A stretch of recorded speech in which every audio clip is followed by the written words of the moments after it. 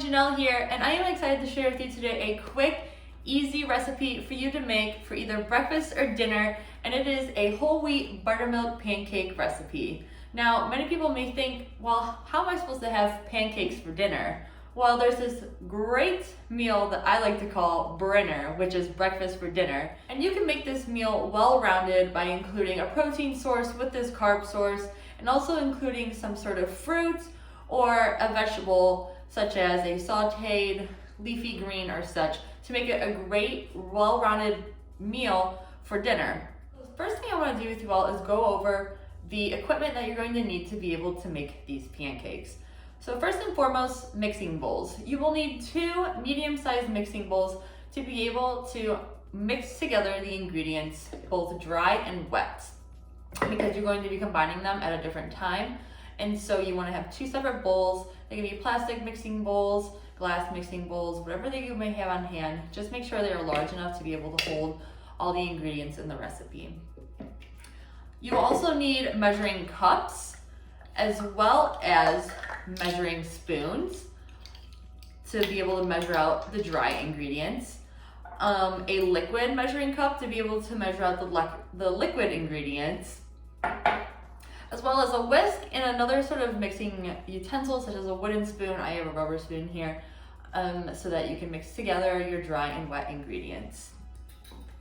You will also need some sort of skillet or pan so that when we get to the cooking process for making the pancakes on the stove, you have something to cook the pancakes on. You can also use an electric griddle if you have that. That'll work as well. And you'll also need a flipper or a spatula to be able to flip the pancakes when the time comes.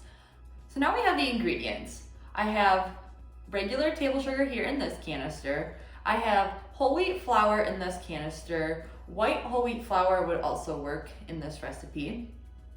I have some baking powder. I have baking soda. I have regular all-purpose flour. And I also have 2 eggs, some milk, and some vinegar to be able to make the buttermilk, because I do not have buttermilk on hand, but there are simple ways that you can make buttermilk out of the milk you have in your refrigerator alongside some sort of acid such as vinegar or cream of tartar or lemon juice. So it's a super easy way to make buttermilk when you don't want to buy a full container of it because you won't use it for anything else. So you can just make it with the milk and some acid that you may have in your pantry at home already. There are also some additional ingredients or toppings that you may have to put on your pancakes. That includes some maple syrup, some nuts, some fruit, berries that you can mix in with the batter. I'm just going to be making plain pancakes, and then you can decide at home what type of toppings that you want on and in your pancakes. I also would suggest having eggs to serve on the side or some sort of breakfast meat, along with some sort of fruit or vegetable, like I mentioned earlier, to serve alongside with it to make it a complete meal. So like I had mentioned, you do not have to buy a store-bought buttermilk to have buttermilk pancakes. You can make your own buttermilk at home simply using the milk you have in your refrigerator plus some sort of acid, such as white distilled vinegar, some lemon juice, or cream of tartar. Today I'm going to be using the method mixing milk and white distilled vinegar to make what is called sour milk, but it's the same thing as buttermilk. So what I'm going to do is I'm going to start off by mixing 4 1/2 teaspoons of the vinegar into my glass measuring cup.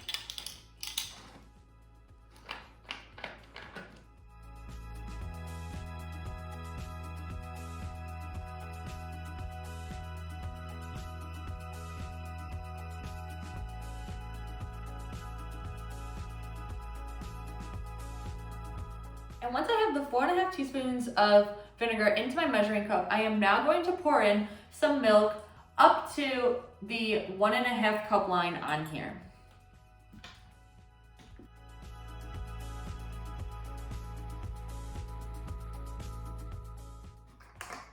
And so what I'm going to do is I'm going to stir this and I'm going to let it stand for 5 minutes. And so I'm going to let it stand while I'm mixing together the rest of my ingredients. Now that I have the homemade buttermilk mixed up and resting to get ready to be put into the recipe, I'm going to mix together all the other ingredients. If you have 2 different size bowls like mine, I would suggest putting the liquid ingredients in the smaller one and the dry ingredients in the bigger one, because we are going to be combining them by pouring the liquid into the dry. So you want to have the dry ingredients in the bigger mixing bowl. So I'm going to start off first with mixing together the dry ingredients. So first I'm going to start off with 1 cup of all-purpose flour. All-purpose flour is a flour that has gone through a process, but it is also a great flour for baking because of the gluten in it, and it helps with the rising process and giving just the properties that you expect when you have a baked good. So having a little bit of that in with your whole wheat pancakes helps make sure it has the great structure that you expect from a pancake. But also when you add in the whole wheat flour, you're getting in what the dietitians recommend, having a half of your daily grains being from whole grains. So having it half and half in your recipe allows you to meet that recommendation for that meal. So after we mix together, or after we put in rather the flour, then we are going to add the 3/4 of a cup of the whole wheat flour. So now I'm going to put in the 3/4 of a cup of whole wheat flour. My 1 cup measuring cup has a 3/4 cup line in the middle, so I can save dishes and only use the 1 measuring cup. But if your measuring cup does not have that, go ahead and use the 1/4 cup measuring cup that is attached to your set of measuring cups, and you pour that right in with the all-purpose flour. So now we're going to add the 2 tablespoons of sugar. A lot of your homemade recipes are going to put in a lot of sugar into your pancakes, and there is a threshold for everybody's taste buds of thinking things are too sweet, not sweet enough. You do want sugar in your pancakes for flavor. I have tried pancakes that have not had any sugar in them and they just taste very bland. So adding sugar is not bad.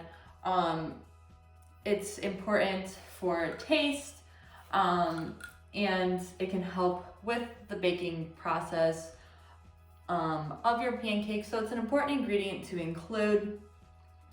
And having a little bit of sugar in your pancakes is not going to ruin your day. It's not going to ruin your goals. It's a part of baking and it'll give you great flavor.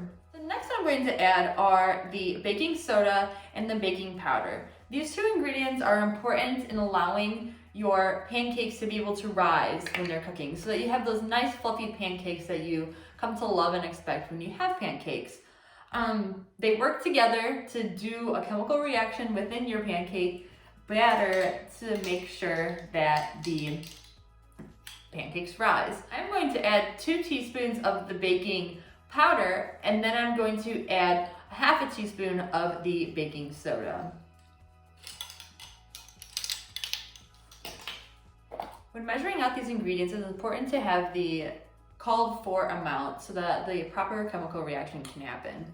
A lot of times baking powder containers will have a lip on them, so when you pull it out, you can drag your spoon against it so you get a nice even measurement. This one did not, but it did have a foil top, so I just bent that back and made my own straight edge so that when I pull it out, I can scrape it against the straight edge I made so that I have a nice even measurement. Same goes for baking soda. You can bend back the top of your box if this is how you purchase it, and just make sure you have a nice even spread onto the measuring spoon. You can also take a knife if you happen to take your baking soda out of a bag variety, and you can scrape it into the bag. Just have a nice even top on it. I have forgot to mention previously that you do want to add a little bit of salt into your batter. It is not a whole lot, it's only 1/4 teaspoon, but it helps again with that flavor.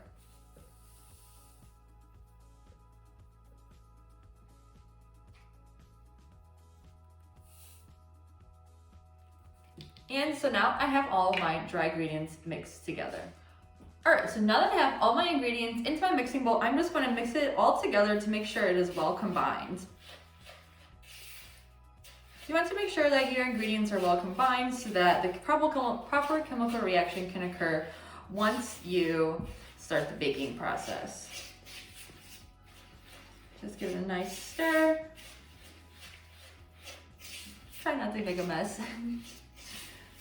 And so we have that. And now that we have the dry ingredients mixed up, let's move on to the wet. And now it's time to mix together the wet ingredients. I forgot to mention when I was introducing all the ingredients that we also need canola oil or a vegetable oil. Canola oil would be a great choice because it is a well-known heart-healthy oil to use in your cooking and your baking. So you will also need that as a part of your wet ingredients.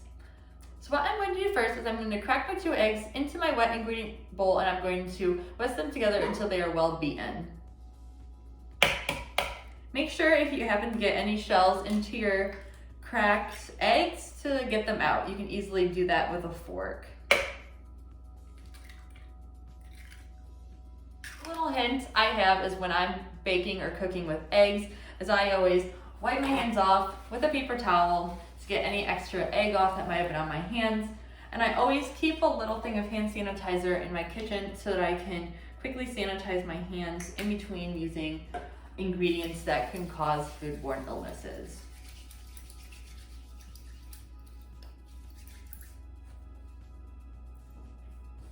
Okay. Now I'm going to whisk together my eggs.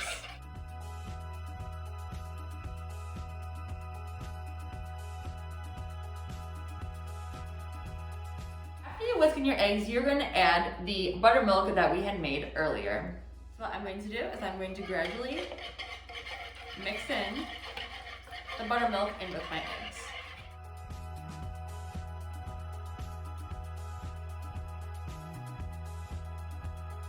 Now using milk in your pancakes, again, just adds to the texture and contributes to the different chemical reactions that happen to make the pancakes. If you are lactose intolerant, you may have noticed that I use a lactose-free milk. That will work perfectly fine. As well as using milk in your pancakes just adds a little bit of protein into your pancake and just makes it just taste better and have better texture. And then I'm going to add 3 tablespoons of the canola oil that I had forgot to mention earlier. So yes, you will need canola oil for this recipe, and you'll add it in with the wet ingredients.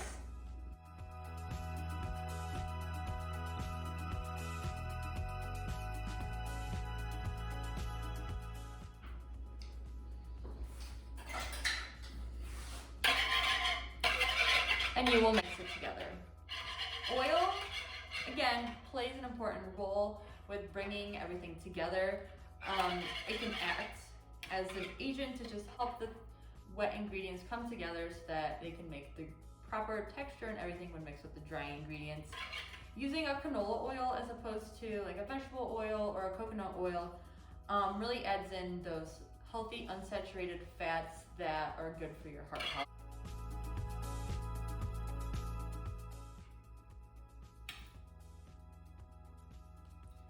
And now that we have the wet ingredients mixed together, now it is time to combine the wet ingredients with the dry ingredients.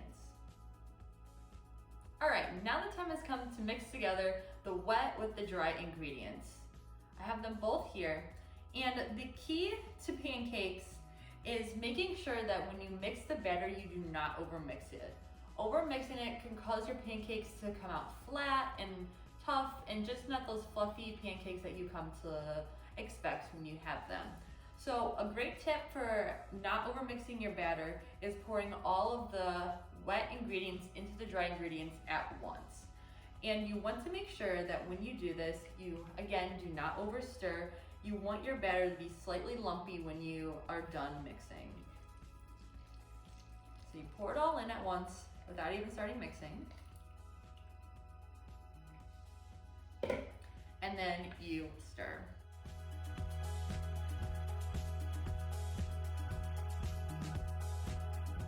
All right, so now that we have the batter all mixed up, we are going to move on to the part where we get to make the pancakes on your griddle, either on the stove or on an electric skillet.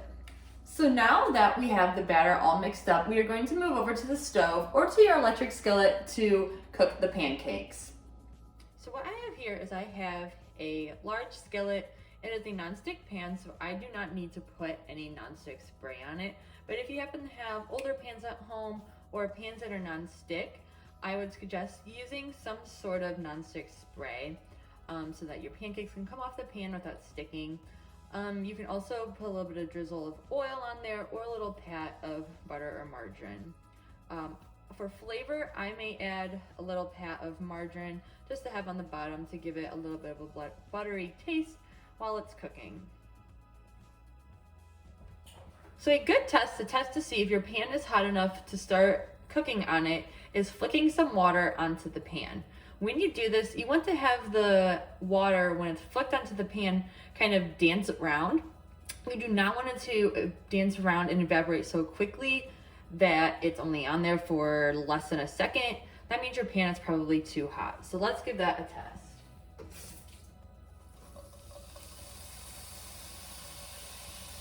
And that is the dancing that I am referring to, and that means the pan is hot enough. So what I'm going to do, add a little pat of margarine onto my pan.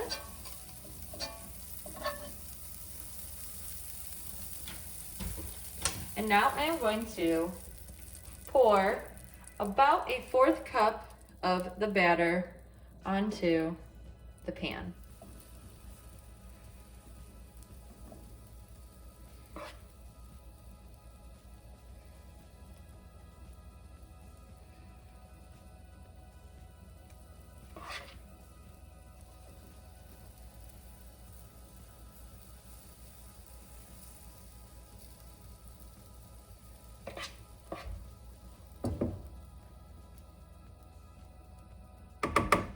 Now you will know when it's time to start flipping these pancakes when you start to notice bubbles forming on the surface as well as the edges start to harden a little bit.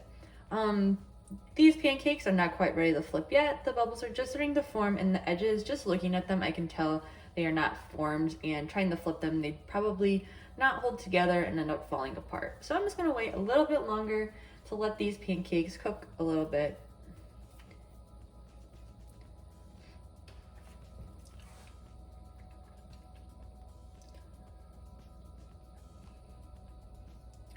All right, so now that I can tell the edges are starting to get a little form, and if I peek underneath, there's a golden color to the bottom, so I'm going to give these a nice little flip. You want to be quick when you're turning them. And look at those nice golden colors. And you can notice, if you can see, they are nice and fluffy and thick, which is great for these pancakes.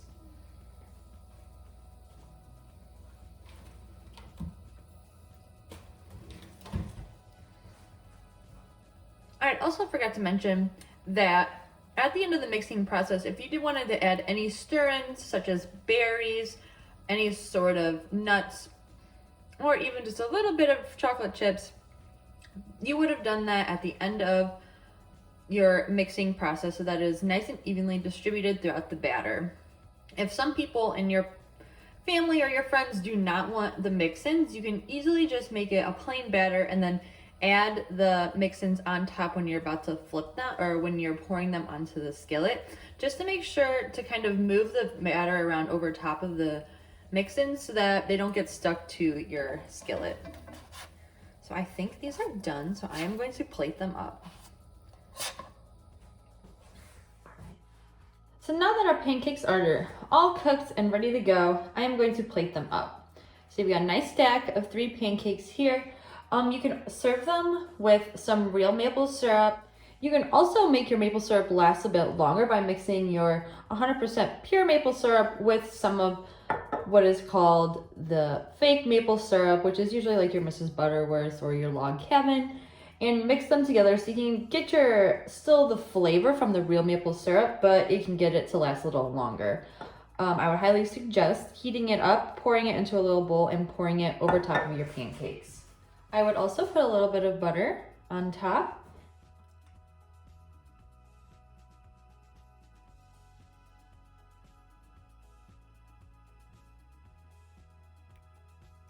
Here we have our homemade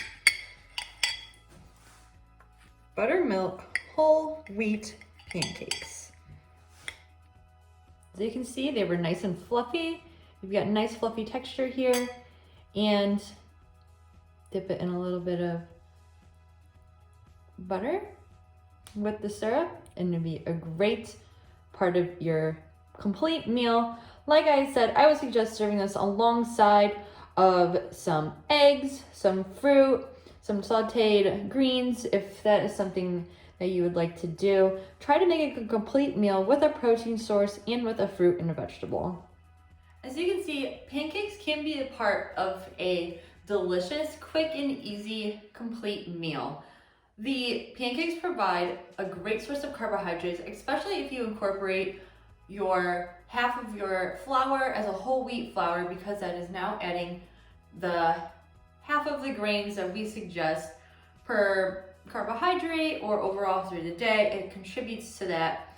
And serving it alongside like a great protein source like eggs or a breakfast meat plus some sort of fruit or vegetable will make this meal a complete meal for breakfast or for dinner. Another great tip is that if you don't use all of the pancakes that you make, you can easily freeze them and reheat them the next day, either in the toaster or in the oven, so that you can have the meal more than once and you don't have to go through the whole mixing process again. Even though it is quick, it can be even quicker when you have extras and you just freeze them. So I'd like to thank you all for joining me today on this tutorial on how to make homemade whole wheat buttermilk pancakes. I hope you give them a try. They were delicious and easy and quick to make, and I really hope again you enjoyed this video. And please go check out the Dietitian and Nutrition website for more information on how to receive dietary counseling and some of their other programs that they have available on the website. Thank you.